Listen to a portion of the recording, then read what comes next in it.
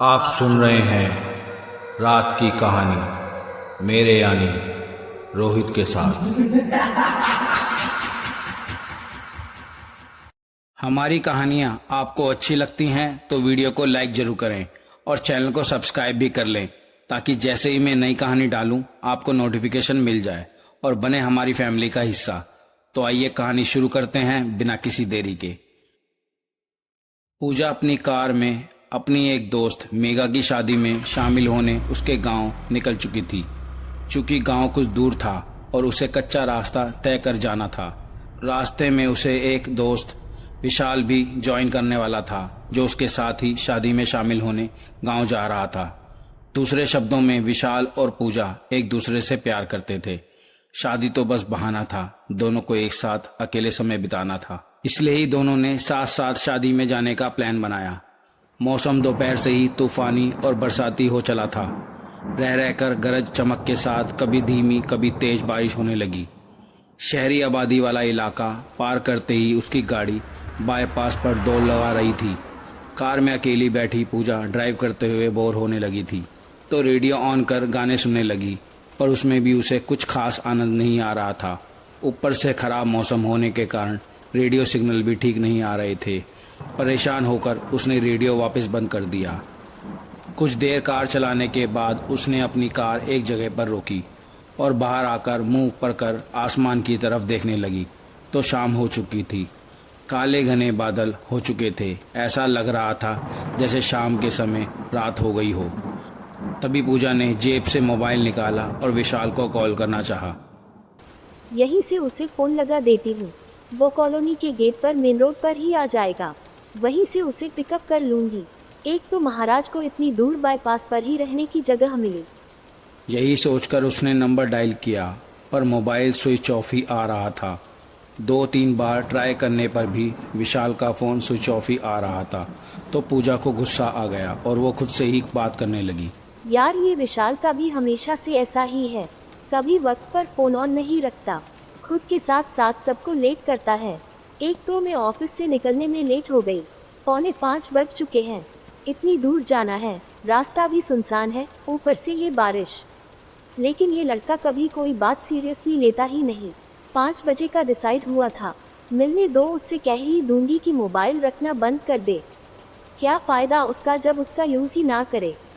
इतना बोलकर पूजा ने गुस्से से फ़ोन काट दिया और एक पेड़ के नीचे टिक कर खड़ी हो गई। कुछ सोचते हुए उसने अपनी जेब से मोबाइल निकाला और विशाल की फ़ोटो देखने लगी। विशाल की फ़ोटो देखकर उसका गुस्सा छूमंतर हो गया और तभी बोली, कुछ तो बात है तुम्हारी शक्ल में साहबजादे। इंसान कितना भी गुस्सा क्यों ना हो पर आपकी भोली मासूम सूरत देखकर अपनी सीरत ठीक कर ही लेता है। मुस्कुराते हुए उसकी फ़ोटो को चूमने लगी। तभी अचानक से उसे एहसास हुआ कि ऊपर से उसे कोई ऐसा करते हुए देख रहा है। वो गर्दन ऊपर कर पेड़ पर नजर डालती है पर कोई दिखाई नहीं देता। आसपास बाईपास भी सुनसान ही था। उसे कुछ अजीब सा महसूस हुआ, कोई तो था जो उसे अभी देख रहा था। उसने स्पष्ट महसूस किया था। वो फौरन कार स्टार्ट कर वहां से आगे बढ़ गई। उसने ड्राइव करते हुए फिर से विशाल को कॉल किया। अभी भी विशाल का फ़ोन स्विच ऑफ ही आ रहा था। उसे कुछ समझ नहीं आ रहा था कि आज विशाल को हो क्या गया है जो अभी तक मोबाइल ऑन नहीं किया।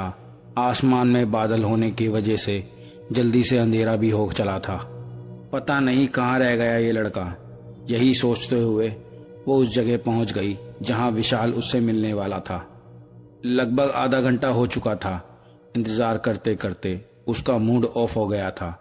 अब तो 6 भी बज चुके थे। अंधेरा होते देख उसने अब और वेट करना उचित नहीं समझा। गुस्से में खुद ही अकेली निकल पड़ी। उसे कल तक वापस भी आना था और मेघा उसकी बेस्ट फ्रेंड थी, सो जाना भी जरूरी था। उसने वादा जो किया था उसकी शादी अटेंड करने का। पूजा ने अपनी कार की स्पीड बढ़ा दी। अंधेरे में सुनसान बाईपास को पास करते हुए अब वो हाईवे पर आ चुकी थी। तभी उसे सड़क किनारे कोई खड़ा हुआ दिखाई दिया। उसने पास जाकर कार कुछ धीमी की तो देखा सामने विशाल खड़ा था, पर इतनी दूर हाईवे पर सुनसान सड़क पर ये यहाँ क्या कर रहा था। पूजा के मन में ढेरों सवाल पल भर में एकदम से आसमान में बादल की तरह उमड़ पड़े थे। उसने कार रोकी और शीशा नीचे किया। तुम इस वक्त यहाँ इतनी दूर क्या कर रहे हो? पता है तुमको कितनी बार फोन किया मैंने, मोबाइल स्विच ऑफ क्यों किया हुआ है? पूजा ने सारे सवाल विशाल पर दाग दिए। विशाल उसे देखते ही मुस्कुराते हुए चेहरा कार की खिड़की के पास लाया और बोला, अरे मेरा मोबाइल पूरी तरह डाउन हो चुका है। मैं एक काम से यहीं पास में आया था, एक फ्लैट देखने के लिए। सोचा कि तुम यहीं से तो निकलोगी, इसलिए यहीं मिल जाऊंगा। फोन की बैटरी खत्म होने के कारण तुम्हें बता नहीं पाया। विशाल गेट खोलकर उसके पास वाली सीट पर बैठ गया। पूजा की गाड़ी वापस हाईवे पर चलने लगी। ड्राइव करते हुए पूजा उसकी तरफ देखते हुए बोली, कौन सा प्लाट देखने आए थे इस सुनसान जगह पर? कल तो तुमने ऐसा कुछ बताया नहीं था। एक दोस्त ने कल रात को ही बताया था। जब पता लगा वो फ्लैट भी तुम्हारे गांव जाने के रास्ते पे पड़ता है, तो मैंने सोचा जल्दी आकर इसे पहले देख लूं, फिर बाद में सड़क पर आकर तुम्हारा वेट कर लूंगा। निकलने की जल्दी में फोन चार्ज करना भूल गया। और अगर मैं तुमको देखे बिना ही सीधी निकल जाती तो जनाब खड़े रहते बारिश में भीगते हुए सुनसान सड़क पर। विशाल मुस्कुराते हुए बोला, पहली बात तो ऐसा होता ही नहीं, और यदि तुम बिना देखे निकल भी जाती, कोई और मिल जाती जो मुझे देखकर अपनी गाड़ी रोक लेती और मुझे लिफ्ट दे देती। ओ जनाब, ये गलतफहमी दिल से निकाल दो। वो तो मैं ही बेवकूफ हूँ जो तुम्हारे पीछे पड़ी हूँ। और कोई भी लड़की इस वक्त इस तूफानी मौसम में इस सुनसान हाईवे पर, वो भी रात होने के वक्त अकेली, कभी किसी लड़के को देखकर अपनी गाड़ी नहीं रोकेगी। क्यों नहीं रोकेगी पूजा जी? जब मेरी तरह एक जवान खूबसूरत लड़का रास्ते पर अकेला मिल जाए तो किसी भी लड़की का दिल धड़कने पर मजबूर हो जाएगा। ओह रहने दो। पूजा ने विशाल की बात सुनकर बस इतना ही कहा, जी हाँ मैडम, सच बोल रहा हूँ मैं। कोई भूतनी या चुड़ैल ही होगी जो इस वक्त सुनसान सड़क पर तुमको अकेली मिलेगी और लिफ्ट ऑफर करेगी। जरा संभल कर, ये समय उन्हीं लोगों का होता है बाहर भटकने का। पता चला तुम पहचान नहीं पाए और वो तुमको मूर्ख बनाकर किसी सुनसान जगह ले जाकर साफ कर दे। पूजा आंखों की पुतलियों को नचाते हुए विशाल की तरफ तिरछी निगाहों से देखने लगी और हंसने लगी। कोई भूत प्रेत नहीं होता मैडम, ये सब मन का वहम है। विशाल पूजा की तरफ घूरते हुए बोला, तुमको क्या पता कि मैं पूजा ही हूँ? हो सकता है मैं कोई भूत हूँ। आजकल भूत काफी एडवांस हो चुके हैं। कोई भी शक्ल इख्तियार कर आपके साथ हो जाते हैं और आपको पता भी नहीं चलता। इसलिए इस बुलावे में मत रहना कि भूत नहीं होते। पूजा अपनी बात पर जोर देते हुए बोली। तभी उसके फोन की घंटी बजी। वो बैग में से फोन निकालने के लिए हाथ बढ़ाती, तभी विशाल ने उसे टोक दिया, अरे यार, अब इस फोन को भी अभी आना था। रहने दो, मत उठाओ। बाहर देखो मौसम कितना ठंडा हो रहा है, कितनी हसीन शाम है। ठंडी ठंडी हवाओं के आगोश में पूरा समा नशीला हो रहा है और तुम फोन उठा रही हो। विशाल की बात सुनकर पूजा ने अपने बढ़ते हुए हाथों को रोक लिया। दिन ढल चुका था। अंधेरा पूरी तरह अपने शबाब पर पहुंच चुका था।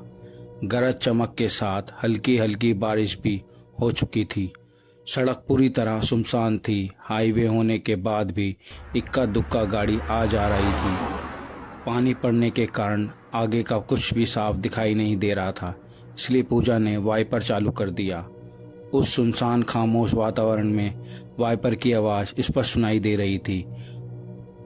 कुछ देर चुपचाप रहने के बाद पूजा ने खामोशी तोड़ते हुए विशाल को कहा, क्या हुआ, चुप क्यों हो गए? कुछ नहीं, तुम्हारी बात को ही सोच रहा था। कौन सी? यही कि तुम्हारी बात सच तो नहीं? पूजा ने आश्चर्य से विशाल की तरफ देखते हुए बोली, मतलब कौन सी बात? मुझे तुम्हारी बात से हल्का हल्का डर लगने लगा है। कहीं तुम सच में कोई भूत चुड़ैल तो नहीं, वरना मैं बेमौत मारा जाऊंगा, बिना शादी के इस दुनिया से चला जाऊंगा। विशाल की बात सुनकर पूजा जोर जोर से हंसने लगी। मिस्टर विशाल, इतना याद रखो, कोई भी भूत या चुड़ैल खुद से ये कभी नहीं बताएगी कि वो भूत है। भूत कभी अपनी आइडेंटिटी किसी को खुद नहीं बताते। ये तो अपनी अक्ल से ही पता लगाना पड़ता है कि वो भूत है या इंसान। तभी विशाल बोला, अच्छा तुम बता दो, क्या पहचान होती है भूत की? वैसे तो ये कोई फिक्स नहीं होता कि सभी भूत एक जैसे ही दिखते हों, पर एक कॉमन बात होती है जो सभी भूतों में पाई जाती है। वो क्या? विशाल ने बड़ी हैरानी से पूछा। देखा तो नहीं, पर बुजुर्गों के मुंह से एक बात जरूर बहुत सुनी है कि भूत के पैर उल्टे होते हैं और वो लगातार एक टक आपकी तरफ कभी नहीं देखते।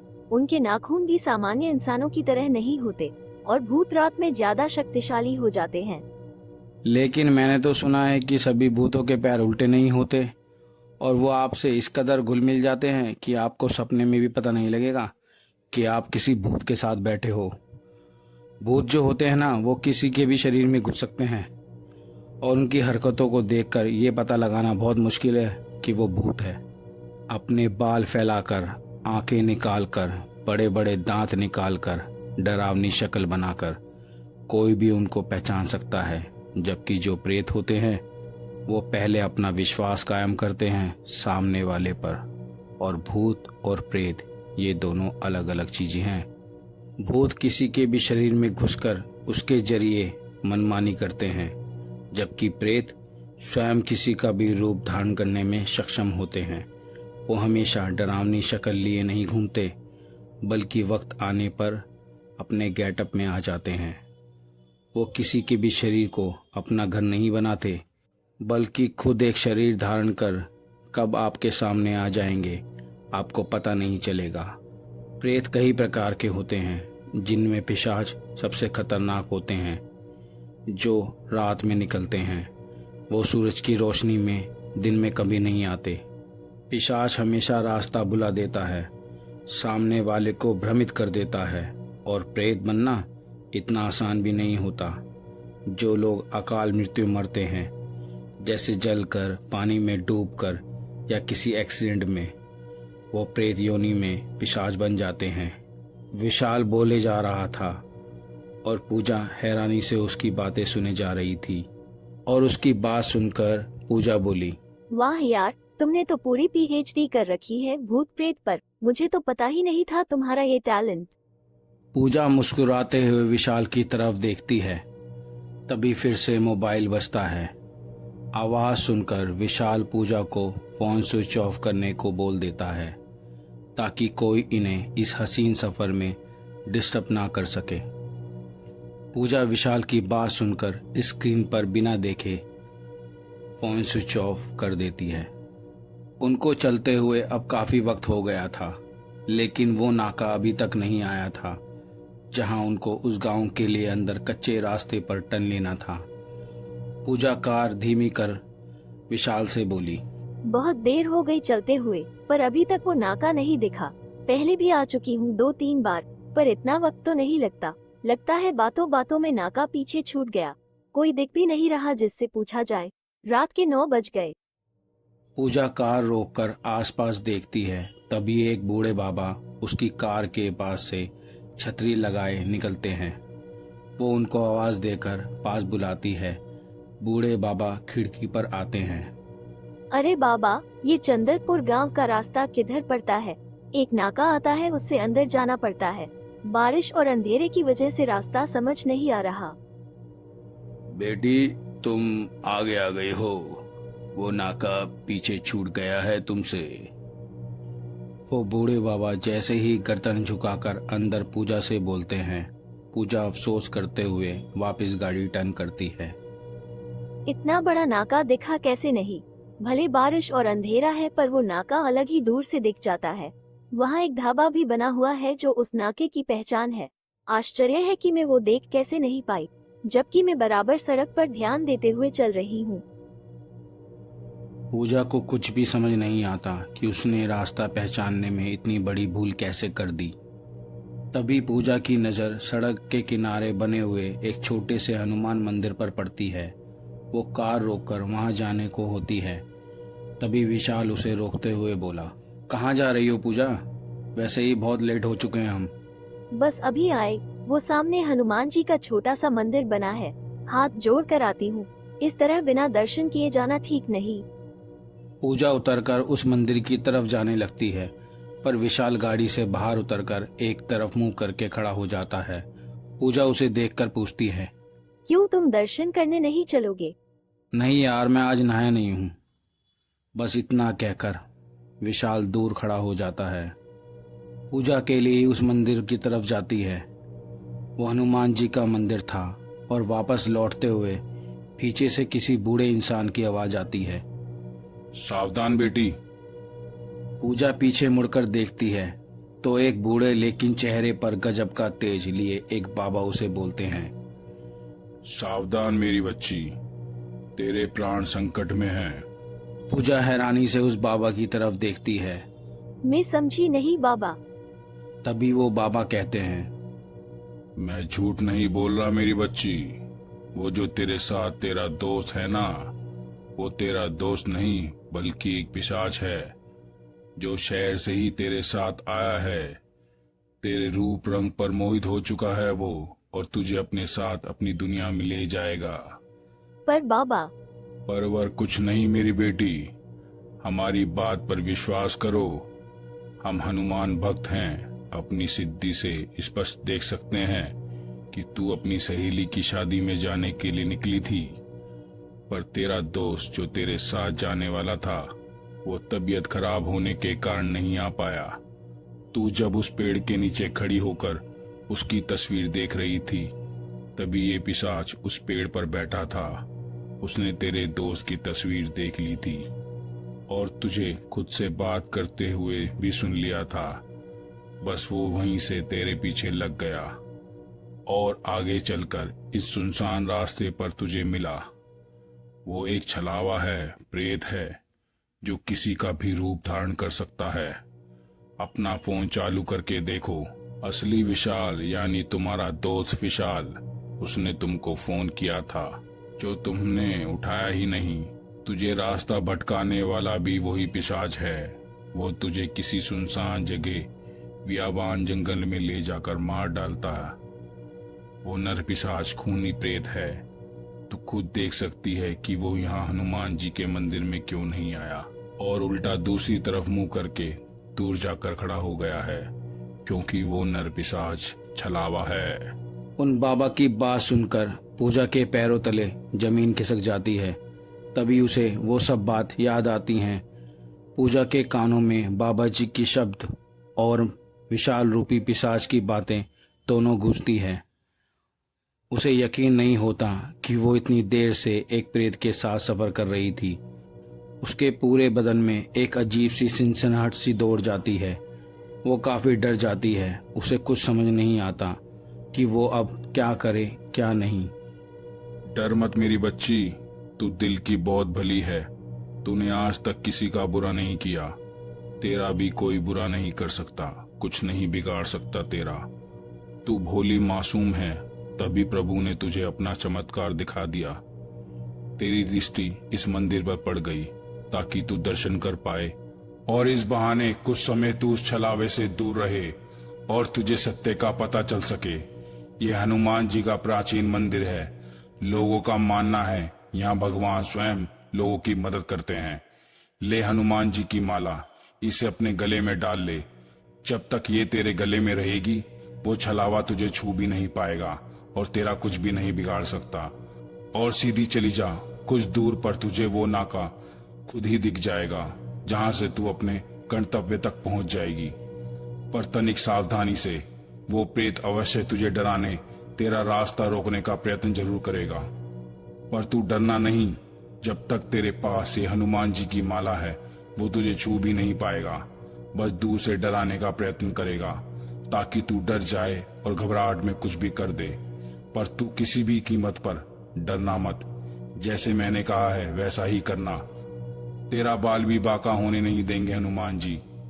जा अब जल्दी से गाड़ी चालू कर और निकल जा यहाँ से। उसकी तरफ देखना भी मत, सीधी चली जा। परम राम भक्त का आशीर्वाद तेरे साथ है। जय श्री राम। बाबा की बात सुनकर पूजा जल्दी जल्दी कदम बढ़ाते हुए कार की तरफ जाती है। वो छलावा गाड़ी से दूर उल्टी दिशा में मुंह करके खड़ा था। पूजा चुपके से गाड़ी का गेट खोलकर अंदर बैठकर कपकपाते हाथों से गाड़ी स्टार्ट करती है, पर हड़बड़ाहट में चाबी नीचे पायदान पर गिर जाती है। उधर आवाज सुनकर विशाल बना हुआ छलावा पलटकर पूजा को गाड़ी स्टार्ट करते देख लेता है। पूजा घबराते हुए नीचे झुककर चाबी उठाने की कोशिश करती है। इधर वो गाड़ी की तरफ झपकता है। पूजा की घबराहट और बढ़ जाती है उसकी सांस तेज तेज चलने लगती है। दिल की धड़कन सारी सीमाएं तोड़ देती है। पूजा एक हाथ से गाड़ी का गेट अंदर से बंद कर देती है। बाहर वो छलावा खिड़की के पास आकर कांच को ठोकने लगता है। इधर पूजा अपने हाथों की उंगलियों से नीचे गिरी चाबी को बार बार उठाने का प्रयत्न करती रहती है। बुरी तरह हांफते हुए वो जैसे तैसे चाबी उठाती है। उधर छलावा अपने असली रूप में आ चुका था। वो बुरी तरह कांच को बाहर से अपने खूनी पंजों से ठोकता रहता है। पूजा गाड़ी स्टार्ट कर भागती है। उसके मुंह से घबराहट में हिचकियां निकलने लगती हैं। वो पिशाच अब भी बाहर गाड़ी के कांच में चिपका हुआ है, बार बार उसे डराने का प्रयास करता है। पूजा बदहवास सी तेज स्पीड में गाड़ी भगाई जा रही थी। तभी वो पिशाच आगे स्टीयरिंग के सामने कांच के बाहर आकर अपने दोनों हाथों से कांच को खुरचने लगता है। उसके लंबे लंबे नाखून देख पूजा के डर के मारे सांस अटकने लगती है। उसके सामने कुछ भी दिखाई नहीं देता, बस वो बदहवास सी गाड़ी भगाई जा रही थी। वो पिशाच कभी गाड़ी की साइड में तो कभी सामने कांच पर तो कभी गाड़ी के ऊपर बुरी तरह आवाज करते हुए लिपट रहा था। अंदर घुसने का गाड़ी रोकने का प्रयास करता जा रहा था। उसकी बड़ी लाल लाल खूनी आंखें पूजा को घूर रही थी। पूजा की गाड़ी उस सुनसान सड़क पर कभी इधर तो कभी उधर डोलते हुए बेतहाशा भागी जा रही थी। पूजा बुरी तरह हांफते हुए अपने कपकपाते हाथों से कार को ड्राइव किए जा रही थी। बाहर वो शैतान गुर्राते हुए भयानक रूप में कार से बुरी तरह लिपटा हुआ था। वो गाड़ी का गेट खोलने की कोशिश करता है। खोल दरवाजा, मुझे लिए बिना तू कैसे जा सकती है? तुझे तो मैं नहीं छोड़ूंगा। बहुत देर से सब्र रख के बैठा था तेरे साथ। रात के अपने सही वक्त का इंतजार कर रहा था ताकि तेरा खून पीकर तुझे भी अपने जैसा बना सकूं। तू बच नहीं सकती मुझसे। भयंकर डरावनी आवाजें निकालता वो पिशाच गाड़ी के बाहर से बुरी तरह ठोक रहा था। अपने लंबे लंबे भयानक नाखूनों से खुरच रहा था। पूजा के मन में एक बात आती है। वो जल्दी से गाड़ी में स्पीकर ऑन कर हनुमान चालीसा तेज तेज आवाज में बजाने लगती है। फौरन वो पिशाच कराहती हुई आवाज करते हुए कार से अपनी पकड़ ढीली करने लगता है। तुझे नहीं छोड़ूंगा मैं। ये बहुत बुरा किया तूने अच्छा नहीं किया मेरे साथ। मुझे धोखा दिया है तूने। मैं तुझे नहीं छोड़ूंगा। और भयानक अंदाज में रोते हुए वहां से गायब हो जाता है। अब चारों तरफ सन्नाटा ही सन्नाटा था। बारिश में झिंगुरों और मेंढकों की आवाज वातावरण में सन्नाटे को चीर रही थी। तेज हवा से सड़क किनारे बड़े बड़े पेड़ साए साए करते हुए बुरी तरह हिल रहे थे। कुछ देर बाद वो नाका भी आ गया। पूजा ने सीधी गाड़ी अंदर कच्ची सड़क पर डाल दी और गांव में शादी वाले घर पहुंचकर ही दम लिया। बहुत देर तक तो उसकी गाड़ी से बाहर निकलने की हिम्मत ही नहीं हुई। उसने अपना फोन ऑन किया तो देखा विशाल की बहुत सारी मिस कॉल उसमें मौजूद थी। हिम्मत करके वो गाड़ी से उतरकर सीधी अंदर मंडप में चली गई। बारिश की वजह से मौसम भी ठंडा हो चुका था, पर पूजा पसीने में तरबतर हो चुकी थी। मन ही मन में भगवान हनुमान जी का और उन तेजस्वी साधु बाबा का उनने धन्यवाद किया। पूजा को आज तक यही लगता है वो बाबा और कोई नहीं बल्कि हनुमान जी थे, जो उसकी मदद करने खुद आए थे बाबा के रूप में। आज तक पूजा कभी अकेले नहीं जाती और किसी पर भी आसानी से भरोसा नहीं करती। फिर वो फोन कर विशाल को सब कुछ बता देती है। विशाल उसे लेने वहीं आ जाता है। आशा करता हूँ आपको ये कहानी अच्छी लगी होगी। अपना और अपने परिवार का ख्याल रखें और सुनते रहें रात की कहानी मेरे यानी रोहित के साथ। और कभी रात में रास्ते में कोई भी मिल जाए तो बिना जाने उसे अपनी कार में मत बैठा लेना, वरना पूजा तो बच गई, आपके साथ कुछ बुरा ना हो जाए। ये कहानी आपको कैसी लगी आप कमेंट्स करके बता सकते हैं, और अच्छी लगे तो शेयर करना ना भूलें। आप भी हमें अपनी कहानी भेज सकते हैं।